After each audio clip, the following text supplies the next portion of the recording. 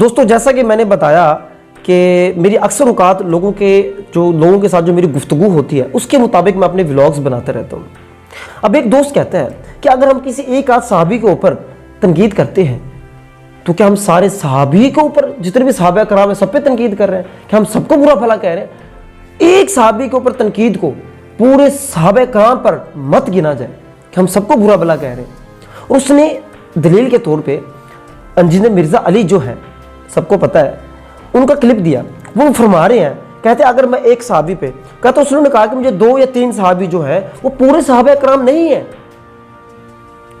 اگر میں ان کا مطلب یہ ہے کہ اگر میں 2 یا 3 صحابہ کرام پہ صحابیوں پہ اگر میں تنقید کرتا ہوں اس کا مطلب یہ نہیں ہے کہ سارے صحابہ کرام ہی غلط ہیں، میں سب کو برا بھلا کہتا ہوں، میں سب پہ تنقید کرتا ہوں، ایسی کوئی بات نہیں۔ دوستو بات یہ ہے، دوستو میں نے اس دوست کو کہا دیکھیں دوستو بات یہ ہے، میں نے آپ کو کہا میرے لیے صحابہ کرام سارے کے سارے صحابہ کرام رضی اللہ عنہم سب کے سب، اس میں کوئی تفریق نہیں ہے کہ 1 رہ گیا 2 رہ گیا 3 رہ گیا، میں اس کا قائل ہی نہیں ہوں۔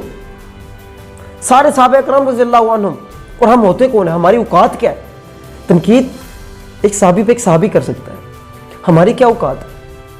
ہم لوگوں کی کیا اوقات ہے یار ہم ان صحابہ کرام پہ تنقید کریں؟ وہ تو ہمارے لیے معیار حق ہے۔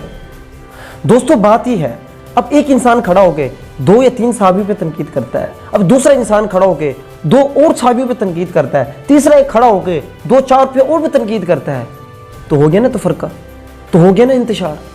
تو بھائی پیچھے پھر کیا رہتا ہے؟ اسی طریقے سے انتشار پیدا ہوتا ہے، اسی طریقے سے تو ہم ایک فتنہ فساد پیدا ہوتا ہے۔ تو بھائی سارے ہمارے لیے معزز ہیں، ہم ہوتے ہی کون ہیں ان پہ تنقید کرنے؟ ہم تنقید کر ہی نہیں سکتے، ہم ان کے اوپر جرح کر ہی نہیں سکتے۔ اور دوستو بات سنو، میں نے اس دوست کو کہا اگر آپ ایک صحابی پہ کریں یا ساری صحابہ پہ کریں میرے لیے ایک ہی بات ہے، جب آپ ایک صحابی کے اوپر تنقید کرتے ہیں تو کیا اس کے بارے میں بدگمانی پیدا نہیں ہوتی؟ کیا اس کے لیے جو عزت و تکریم ہوتی ہے کیا وہ ہمارے دل میں کم نہیں ہوتی؟ ہوتی ہے نا بھائی، نفرت بنتی ہے، نفرت پیدا ہوتی ہے نا۔